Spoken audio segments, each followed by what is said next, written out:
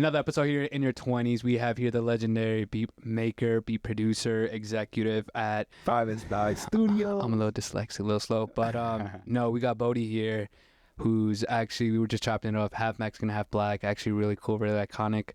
And the only reason why I know you is because of Hanny, but also too as well, you've been producing one of the hottest tracks right now, an album, and work with one of the hottest people like Eddy Mack, Norhan, Abe, and more other... Everybody, Freeney, great, everybody, man. Dude, and something that I want to talk to you about is that you were just on the news too. CBS. Shout out to CBS. They showing love.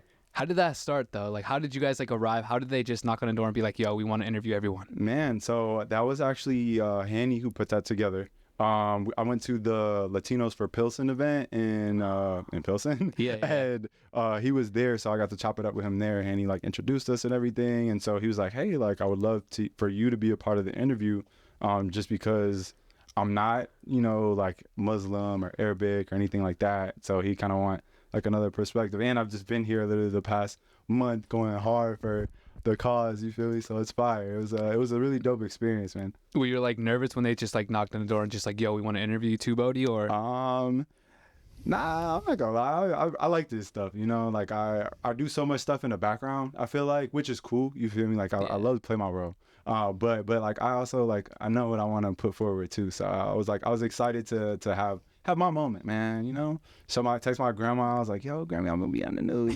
She couldn't even watch it. I was like, oh man. She's like, I can't find it. I was like, all right. Never mind.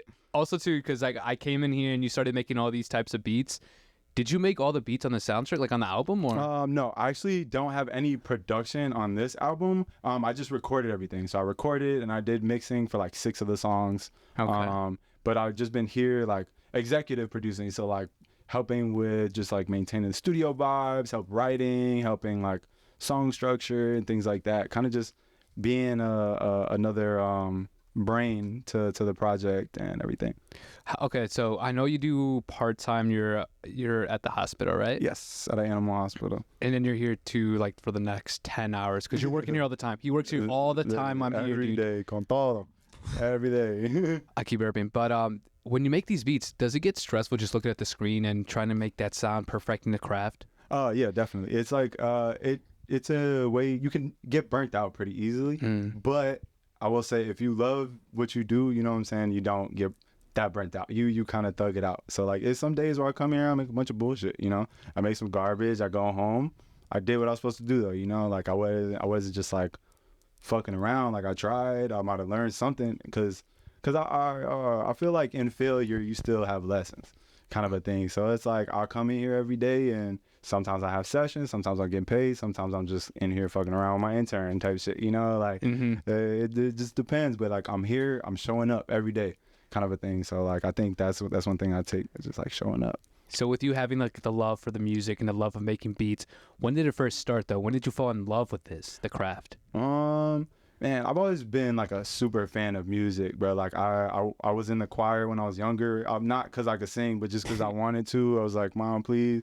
So like I tried that, like, and obviously I couldn't sing then, so it didn't really work out. But it was just like the love of music. All right, let me try dance. Let me try drums. Let me try whatever I could do to be creative. But then finally, like I think it was maybe my junior year, I want to say, I was at a party and we was having a rap battle for whatever reason, and I just went crazy on this kid.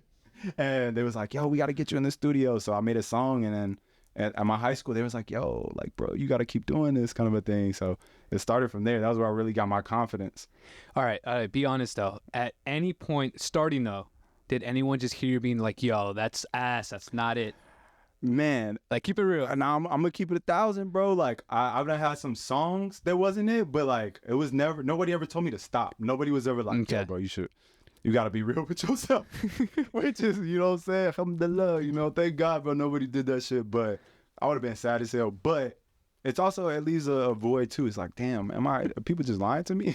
Type shit. So, but then again, it's like how you handle negativity too as well. And yeah, exactly. And I think that might be a thing too. Somebody probably has told me that like my song was trash in like a nice way. Positive feedback. And I was like, oh, thanks, bro. Like I really appreciate that. It's like, no, I'm gonna think about that.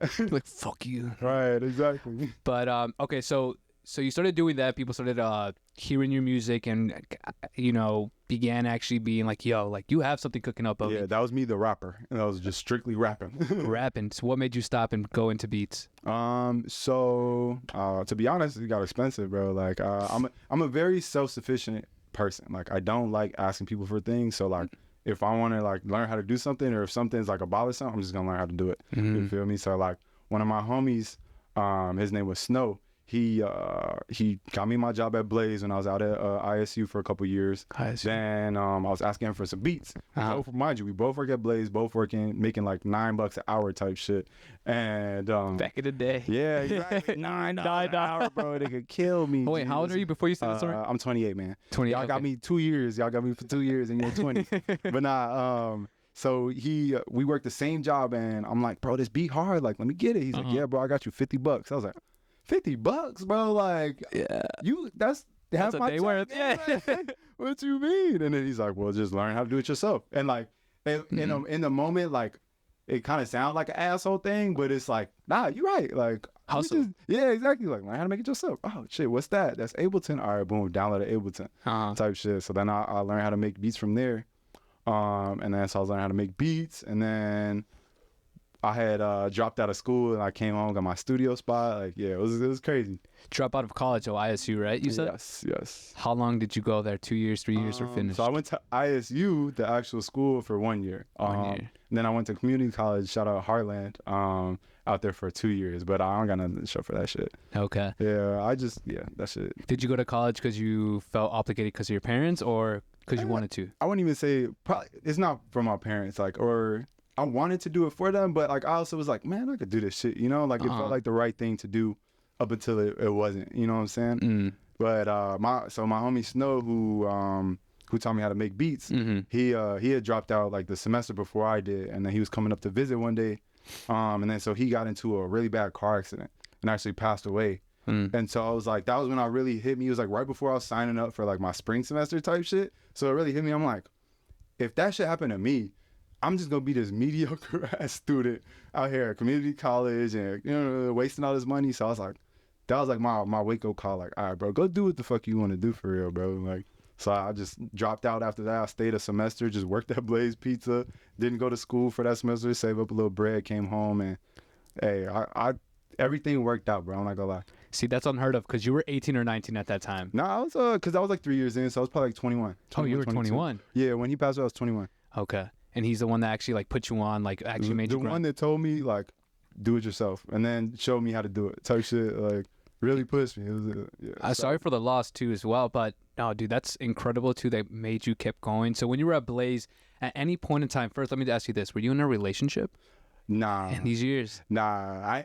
To be honest, I had my first like real girlfriend. Like I was fucking around, but like I didn't have my real girlfriend until after I came back home from college, because I was like, I'm in college, bro. I mean, I had female inspiration for sure though. Yeah. But no real like. Nah, no like committed relationship or anything like that. I asked you too because like when you're coming up to having a relationship takes time, is an investment. How I see it, at least, definitely right? Definitely an investment. Lost some bread in that investment. Yeah. You gotta say that one. In your 20s. But okay, so now you're like 22, 23, and you're just like, you know what? This is me. This is for me. This is what I'm gonna do. Exactly. How much did you have in your pocket to start investing in this stuff? And what did you get first? Man, I didn't have much, bro. I was really came home. My homie got me a doorman job in Lincoln Park. Doorman job. Super sweet, bro. At first, I was only working like part time, so they would just call me like when they need me, type shit. Like, hey, come work the shift. You can come do this move or whatever. So I was really making like probably like $300-400 like a month for real type shit, bro. Like, damn. Yeah, just because it was like part time. Yeah. But I was at my OG's crib still, Like, okay. Bro, shout out to my mom. My mom is like the realest nigga on earth, bro. Like the best. But so I was like living with her, and she was like, yo, I know what you trying to do, so just like whatever you need, just let me know, and as long as we on the same page, she don't give no fuck, bro, like type shit. So I told her, I'm like, all right, I'm gonna stack this money at this doorman job. Ended up getting a full-time spot there. You feel me? And I went from making like $9.50 an hour, and now I'm making like $17 an hour, and now I'm working full-time. I got benefits, and I'm living at home. So then my shit go from like $400 a month to like $900, every 2 weeks. Oh, And then shoot. so I'm like, all right. But first I bought my Scarlett. It's not in here right now. But I got that, and then probably the little mic that came with it type shit. And that was probably about like $150, $200. And then I asked my uncle to buy me Ableton, like the full producer pack, so I could get more than like 8 tracks. And that was probably about another like 300. Yeah, that was the big one. But I mean, you could do this shit on GarageBand nowadays. You could do BandLab, so it's like shit done got easy now. But yeah, I took that time and just was cooking literally in the back of my mom's crib, bro. I had like a little den that like was cold as fuck all the time. Like it was either cold as fuck or hot as fuck, you know, like one of them type rooms. And just changed that bitch to like a little studio. It was probably about as big as the booth is. Oh shit. Man. Yeah, no, it was really tiny. But I recorded some of my homie songs, like this literally songs on iTunes right now that I recorded at that crib. Really? Dead ass. So how long did you were at your mom's crib until you got your own crib? So I was at my mom's crib, ended up getting a studio space. So like I was still living at home, but I had like another space to put on my music stuff. So you rented out another space? Okay. And that was dope. It was cool for a while, but the owner was kind of on bullshit with me. Kind of rightfully so, but like he ain't had to do all that, you know. Like, what happened? What you guys doing? Man, well, like I would just be in there all the time, and I like sleep in that bitch. So I worked 4 to midnight at my doorman shift, Sunday through Thursday, 4 to midnight. Go to the studio, work for like 2-3 hours, knock out, wake up in the morning, go home, do everything, do the same thing, go back to work at 4 o'clock type shit. Oh shoot! So this nigga's like, bro, you're living in here, you you bring your girls. And I'm like, bro, like this, I was like, I have a crib, you know what I'm saying? Like, I'm not living here, but I work till midnight, so I'm coming here after work, not before work. And he didn't really understand that shit. So like, there was one day I told him, I was like, you tripping on me again? I was like, bro, do you want me to just leave? And he's like, yeah. I was like, all right, man. How much was it to pay the studio? It was probably about like $450, $500 a month. That's not bad at all. No, not bad at all. It was like it was literally just a room. So like probably a room about this big, with nothing in it though, like no panels, no booth, like just straight room. Okay. No sound, nothing. I'm aware that this is now your full time. You're like the executive head. Yeah, here I'm the head engineer. Right, engineer. Yes, sir. Before I touch on that, before you got your, let's just say, quote unquote, big break, because I know you want more. Yeah, there's more to come. Always I promise you that. But was there like a point in your head when you're just like, it might not work out? I need a plan B. Hell yeah. Yeah, I feel like as artists, creatives, we all go through bouts like that. I mean, almost like every day, you know, I feel like there's something somewhere, you know, in the midst of your mind. But honestly, bro, like this past year, so the last year prior, working all this project and everything, I was like at a turning point. I had like, I had crashed out, lost my car. I had, me and my like a good ex had broken up, so I was like kind of fucked up in the mental, not even like fucked up in the mental, but I was still sad about that shit. Yeah, you know? of course. Still dealing with that. Wasn't really fucking with my job, was in between like studios kind of a thing. Like I wasn't working here yet. So I was just like in a place, I was like, bro, like none of this stuff is working out, and is it for a reason type shit? So like one of my homies, shout out my boy Rich, he like, I talk to him about it all the time because that's like my brother and someone I work with a lot too, like consistently. He recorded me at every single place that I've been, whether it been my mom's house to here right now, we got a session at midnight type shit, you know? So it's like, he done been through it all with me. He's like, bro, he's like, listen, he's like, I can't tell you to like do it or not, bro, but like, I believe that you could do this shit. You know what I'm saying? Okay. Like, he's like, I believe in you to do this shit, so you should too, kind of a thing. So I thugged it out. You know, it was some hard times for sure.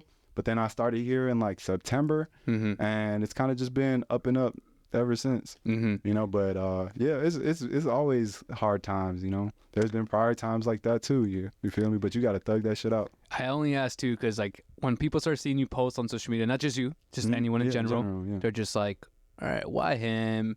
You know, oh, he got lucky, quote unquote. But it's just like no one really speaks about the dark moments where you actually sit in your room and actually have to be like, I need plan B. All right. This person's in my ear telling me right now it's not going to work. Like, what do you do when those negative comments go in your head? Like, how do you cope with that? If I'm being honest, bro, I time travel, bro. I go back to thinking about like 17-year-old me and shit like that. I'm like, bro, like 17-year-old me would be like, bro, you cool as fuck. You know, like you're doing this and like they would believe in me, kind of a thing. So I'll be thinking about those moments and just like kind of how far I've come. You feel me? Like I said, I lost homies doing this stuff. I done lost people just in general that like wanted to see me do this. So like I almost like owe it to them and myself to like do that shit. So I just thug it out. One thing I always think about too is Nipsey Hussle, bro. He said, only difference between me and anybody else is that I just didn't give up. You know, when you give up, you always gonna lose. You know, if you keep going, you might win. There's hella days left ahead. You feel me? So I got plenty of days for some shit to happen, bro. But if I quit, it's never gonna happen for sure. So what's like the biggest goal that you want to accomplish here with the music? Honestly, one day I want to own like my own studio space, like kind of how like this is, multiple rooms where I could do projects and like get my friends together and just boom, boom, boom. Oh yeah, you would sound good on this producer. Oh yeah, I want you to work with this kind of a thing. Like I love working and being like the intimate, but I also want to be able to, I don't want to have to do direct as well. Like I want to be like, hey, you sound good and you sound good. Y'all should do something. Here, I'll provide the space. You feel me? I'll provide the resources or whatever. Have you ever had to tell anyone like, yo, cut this stuff, your ass? Like, bro, we got to stop.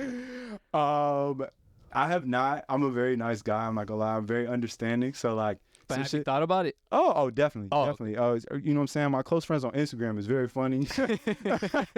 But I had some beats that I done sold to where I was like, bro, like it wasn't even worth the $50, bro. Like you could have kept that $50, bro. I don't need it. It's bro, it's hilarious. So but at the end of the day, you pay me to record, not to judge. You know what I'm saying? So that's not my place. I like that quote. You feel? Pay me to record, not to judge. Not to judge. I like that quote. I'm gonna use that one. Okay, so now you told me already your big goals, and who are the role models that you look up to then in this space? Role models. Let's see. In this space, bro. That's a really good question, actually. It's gonna sound kind of crazy just because he's kind of a dick, but I fuck with Russ, bro. Like I fuck with Russ just off the self-sufficient and just like standing on your business type shit. I don't agree with everything he says, but like in terms of like someone I aspire to like be like and just have that kind of mindset. Russ, Trav, I fuck with Kid Cudi.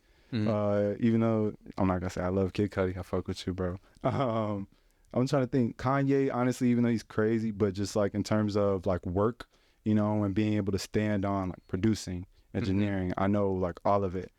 People like that.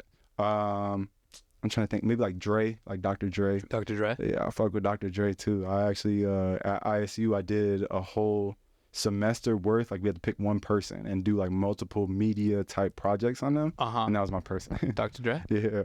Okay, so let me ask you this too. So we're both minorities, and being as a minority, do you think you found it difficult in this craft, like in this making beats or pursuing your dream? Did you find it a little bit more difficult growing up, even right now? Yeah, definitely like growing up, and then even like first starting like when I was like in my earlier 20s kind of a thing, because like growing up first, the shit was expensive. Like, you know what I'm saying, FL costed like $300 back then, and I'm not getting that shit. So it's like boom, that. And then like once I started doing it, I didn't see a lot of minority engineers. All my engineers was old white dudes who was like 40 and fucking up my voice. You know what I'm saying? That's another thing too. Like they was like, I was like, bro, this is not sounding how I want to sound. Like I got to do this shit myself.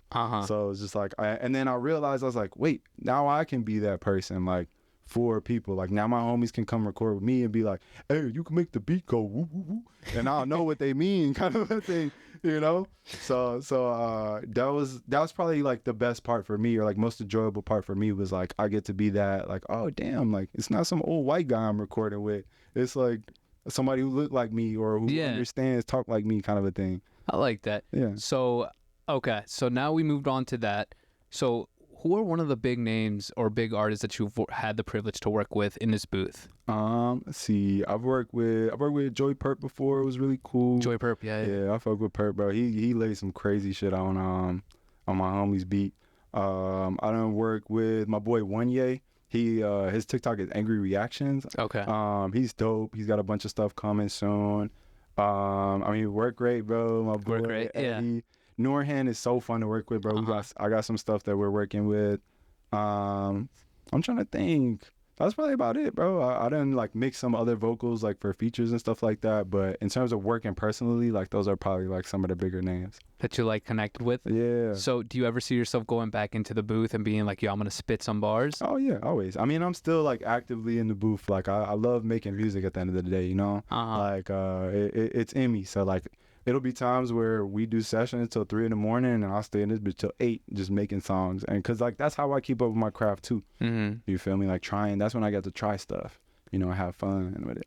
So that I always see this in movies and clips, like you know how the rapper, the engineer's always in here, and then like a bunch of women come in and all the bottles are popping. It's like, is that a real thing or is that? Oh, listen, not every session, Okay. not every session, every session. Okay. but it's been some sessions, man. If you you can look up some of my my highlights and stuff like that, bro. We done had strippers in here, motherfucking throwing hella ones. We done had all types of crazy things going on in the studios that I've been at. Yeah, no, it's a good time though, man. And it depends on the artist too. Some people come in here, it's just them. They got their notebook. They're like, all right, bro, like I'm gonna get to spin my shit. And then there's some people that like, yo, they do like half a song, but they come here for 2-3 hours, just want to get high, get drunk. That's whatever, bro. I mean, they're paying for it, right? End of the day. Paying to record, not to. So what's one of the most annoying things someone does that you just hate? That's a tick. You're like, oh man, cancel their sessions. No, I'm trying to think. People, I hate like indecisive artists. Like, what you think about that? Man, bro, you gonna ask me that every line, G. Like, this is your song, not mine. Like, I understand being a little like not confident. You feel me? But Yeah. like, bro, you gotta. If you want to do this, bro, you got to know, like, all right, this is how I want it to sound. This is how I want to do this. I'm not going to craft a song for you because at one point, I'm going to stop giving a fuck. I'm going to be like, no, that's straight, bro. And just let you keep making that bullshit. Yeah, I'm going to keep it So online. It sucks. Yeah, no, I'm not. I'm going to keep this business going. Like, I want you to come back. All right, no, this shit hard, bro. And what's one of the hardest things that you had to do? What's one of the hardest things that you think you had to learn when making beats? What's one thing that you're just like, wow, like, I really made it through it? Just honestly mixing. Like, like everybody's like, oh, I want to make beats. And thinks it's just like sounds. Like, okay, I'm gonna click this sound, and it's just gonna sound good together. It's like, nah, that's not how it works, bro. You know what I'm saying? Like, you gotta mix and make these things sound like pristine. Like, cause you think the 808, everybody's like, oh, I'm gonna throw a hard 808. Boom, boom, boom, boom. Now you can't hear shit, bro. Like, now I can't hear nothing else on the beat. So like learning how to actually mix my beats as opposed to when I was just throwing a bunch of shit together was probably like the hardest part. And it takes the most time. Like, I don't feel like people ever get done learning mixing and making things sound better. I think like audio engineers will tell you that, but it's like in terms of sitting down and be like, all right, I gotta learn this shit now. Kind of a thing. That was definitely the hardest part. And how much, maybe not with you, but like in an average audio engineer, how much do you guys charge for? So here I charge $65 an hour. Okay. But they're still pricey. Yeah, still, it's crazy because it's pricey. But if you go to like LA, bro, they're charging like $100 an hour, things like that. There's places here that charge you like $100. Yeah. $75 an hour. It's pretty honestly like 60. That 50 to like 65 range is like standard, I would say. Is it because of the brand of who has like came into the studio, or is it because like why does it cost so much? Brand, quality. Like I've been doing this for 3 years. You know what I'm saying? 3-4 years in terms of like professionally, I guess, or as a career. You feel me? So like I was charging $50 3 years ago.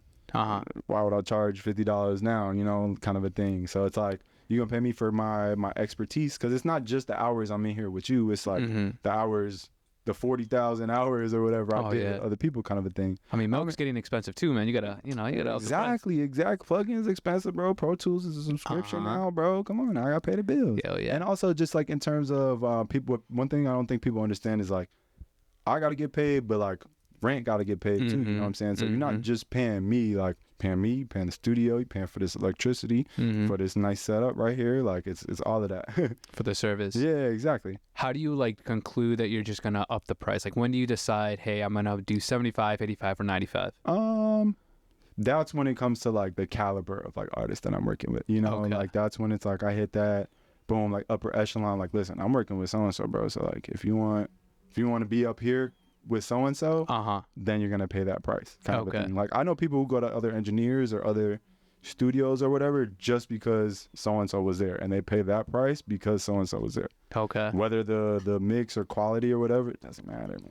I asked that too because when I did one of my boys, and you know him too, Cole Krugel. Yeah, shout out my boy Cole, man. That's where Chance, you know, he did that. I think classic. He was there. That's where he created acid rap, or I don't know. Yeah, there's he did a lot of stuff there. We got acid rap plaque on our wall too. I saw that too. So like he did stuff here. That's the thing. Like we have had those caliber of artists. So people come in and they see that they're like, oh, like they feel like, okay, I pay 75, I pay 85 for a reason. They come in here, I'm just in here with like a Scarlet and one of these. They're like, bro, what the fuck? Yeah. But it is the quality and the people that come in too as well. Mm-hmm. So what's one of the most expensive ones you've probably seen? Expensive people charging like studio? Yeah. I'm new to this, and I'm sure some people are too. I mean, there's been times people here charge $100 an hour. Or wow. Yeah, I mean, and that's the thing too. Some people don't even record, don't charge hourly. They're like, listen, send me stems, and I'm just gonna charge you $400 for a song. You know, I'll mix it and everything. So it just really depends, honestly. Like one thing I kind of want to put as a goal. I'm a manifestor right here on this podcast. I want to like make it out to LA and be like record over there. Okay. Within the next I'll say 2 years. I give myself like 2 years. Okay. And just run out there because over there is different. You know, it's labels and things like that. Mm-hmm. Fuck 2 hours of studio time. I want the day.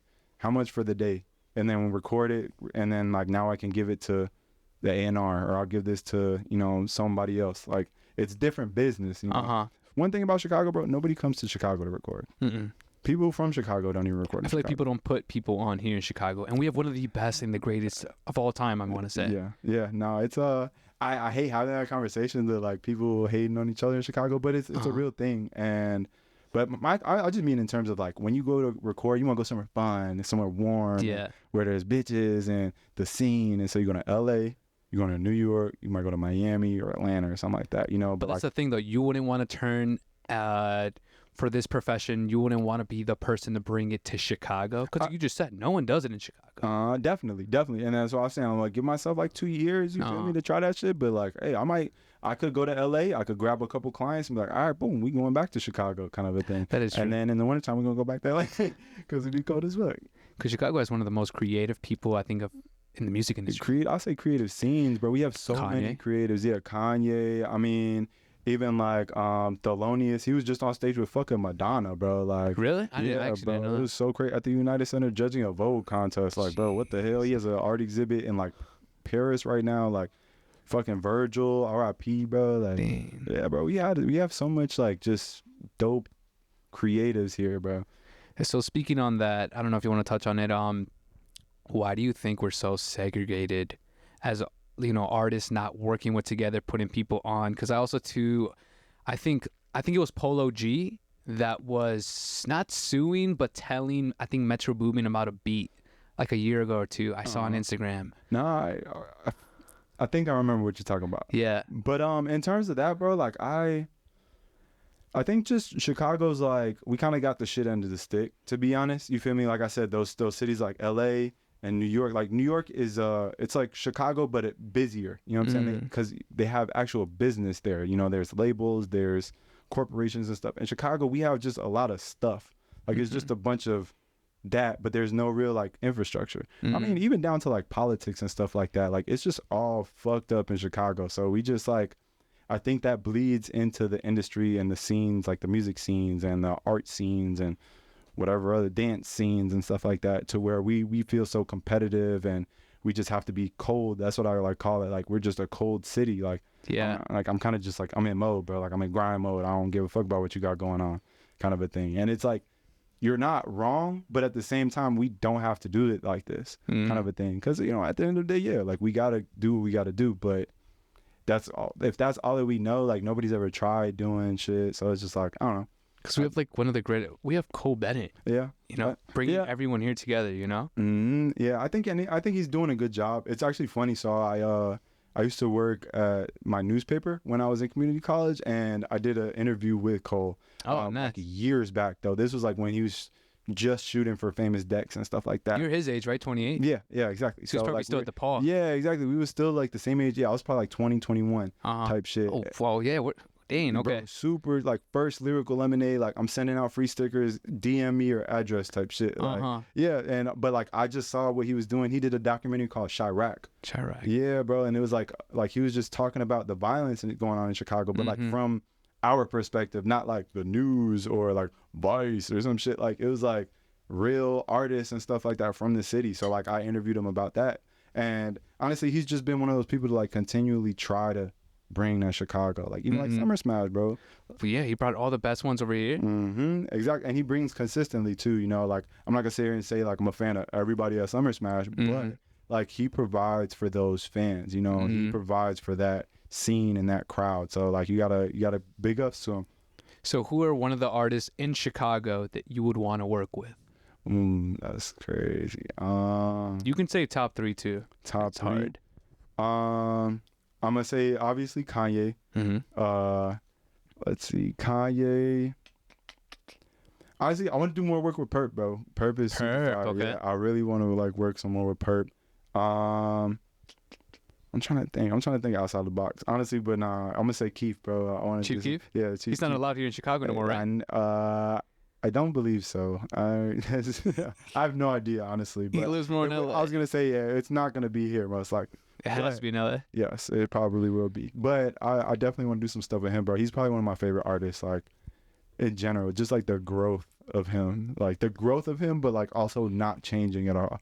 Like still the same bang bang Chief Keef, bro. You know what people don't talk about? He's like one of the only, I think, rappers in all the game that hasn't gone crazy with other drugs, experiments in other drugs, hasn't died, or OD'd, or he's been here more than 10 like years. 10 plus years, because he probably came out like my sophomore year of high school, so it's like 10, 11 years type shit. Yeah.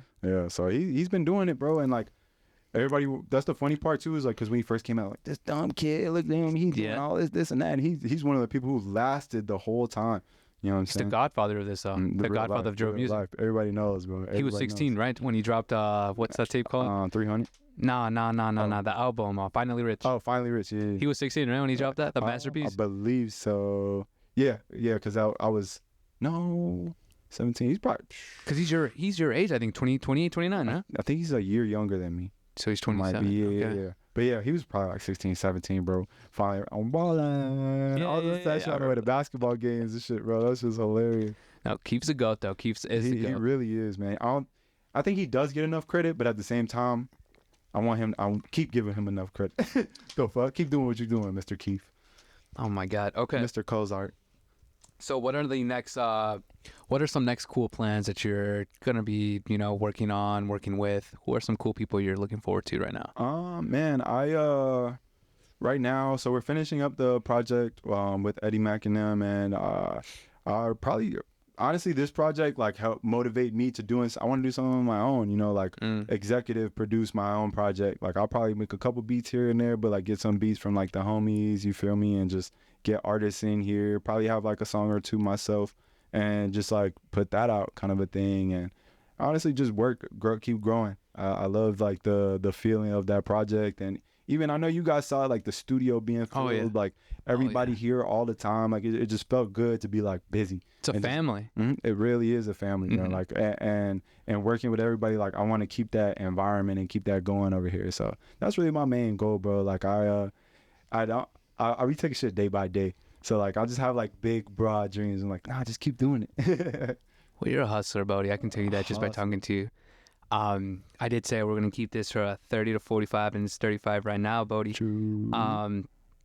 So I wanted to say thank you for hopping on too as well, and just shoot out your socials if you want to real quick. Yeah, for sure. Thank you for having me too, man. Like I'm glad I got to chop it with y'all. You feel me? Tell my story. They went by quick. Like I said.